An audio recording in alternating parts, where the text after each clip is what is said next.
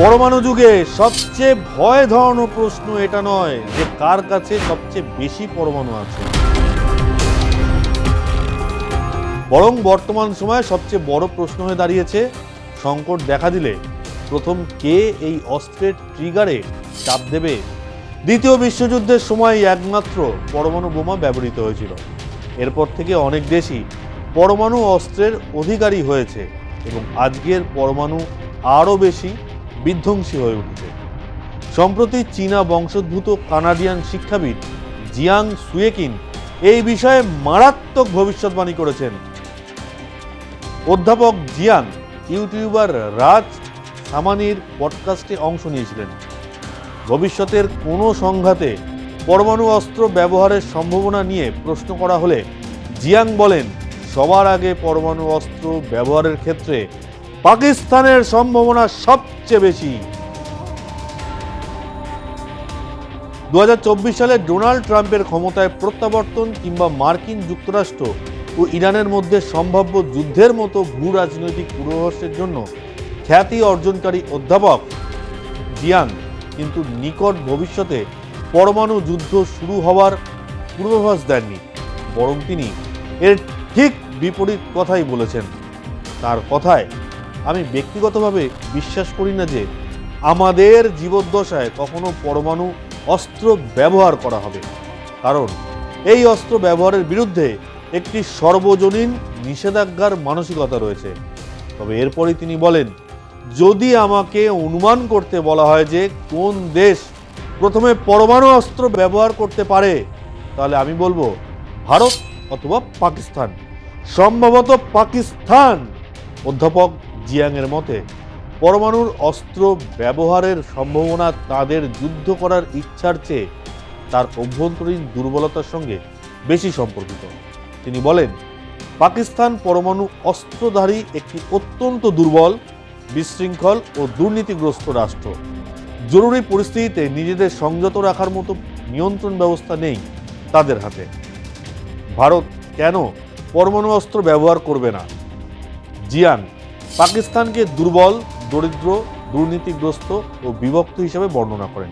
তিনি যুক্তি দেন যে যদি কখনো পরমাণু অস্ত্র ব্যবহার করতে হয় তবে সবচেয়ে সম্ভাব্য পরিস্থিতি হবে ভারত ও পাকিস্তানের মধ্যে যুদ্ধ।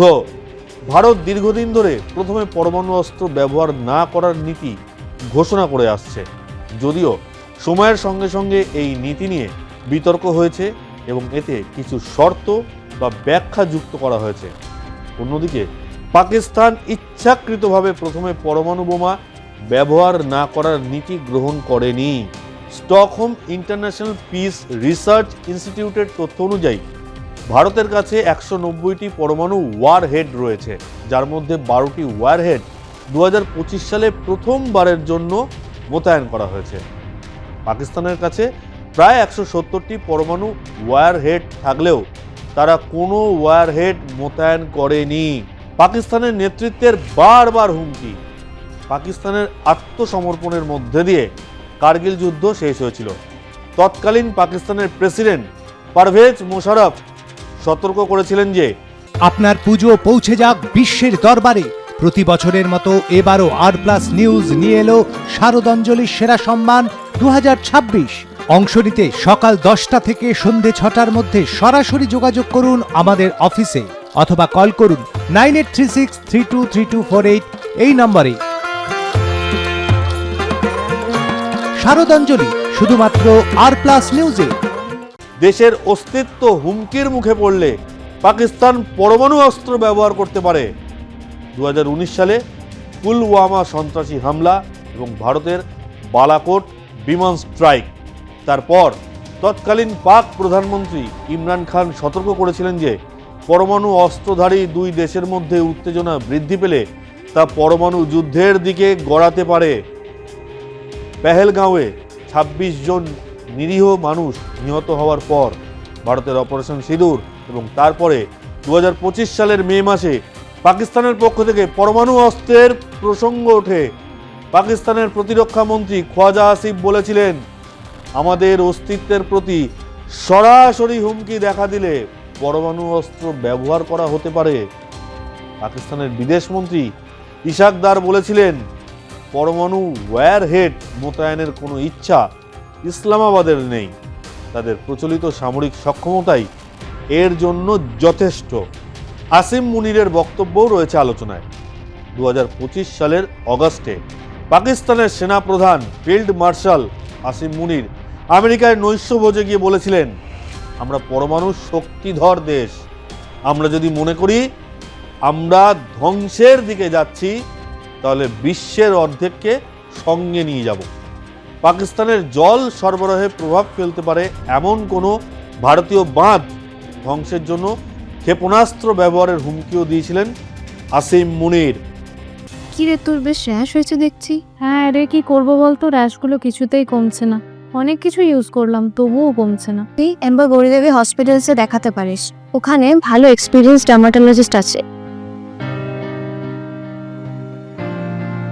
গৌরী দেবী হসপিটাল, রাজবাঁধ, দুর্গাপুর। যোগাযোগ 8001003333, 8001113333।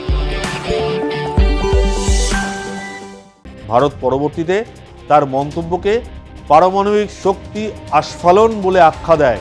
জিয়াং এমন কোনো দাবি করছেন না যে পাকিস্তান পরমাণু হামলার প্রস্তুতি নিচ্ছে, বরং তার উদ্বেগের বিষয় হলো যদি কোনো সংঘাত এমন পর্যায়ে পৌঁছায় যেখানে পাকিস্তান মনে করে তাদের অস্তিত্ব বিপন্ন, তখন কি ঘটবে। তখন পাকিস্তান পরমাণু অস্ত্রই ব্যবহার করবে, সেই বিপন্ন পরিস্থিতি থেকে বেরিয়ে আসার চেষ্টা করবে। শেষে একটাই কথা, ভবিষ্যতে যদি পাকিস্তানের সঙ্গে কোনো সংঘাত তৈরি হয় আর পাকিস্তান যদি পারমাণবিক অস্ত্র প্রয়োগের মতো দুঃসাহস দেখায়, তাহলে ভারত হাত গুটিয়ে বসে থাকবে না, মুখের মতো জবাব দিতে দুবার ভাববে না ভারত। পাকিস্তান হয়তো আগামী দিনের সূর্যোদয় পর্যন্ত দেখতে পাবে না। জয় হিন্দ, জয় ভারত।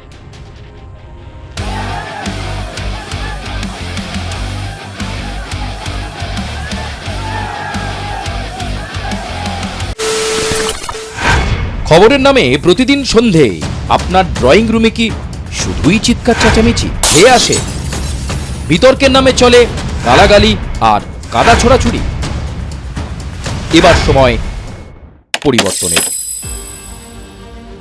কারণ আমরা কান ফাটানো চিৎকারে বিশ্বাস করি না, আমরা বিশ্বাস করি খবরের সত্যতায়।